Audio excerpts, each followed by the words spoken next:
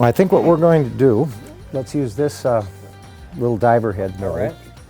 And flex 20 rubber. There we go. And you're going to mix enough micro balloons in it so you can just barely even stir it. I would put about half that amount. Okay. Start out. Yeah, try that. And our flex. Bam, bam. Yep, equal parts. Okay. How much? I keep going. Yeah. Go about 10.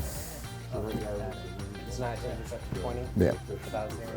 Yeah, I'd go 22. And do a good stir with your stir stick.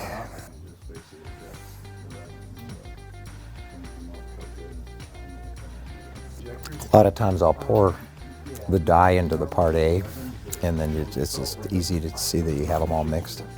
I think you can pour that now. You don't need to be quite as fast with this as you need to be with the foams. And these should line up with the...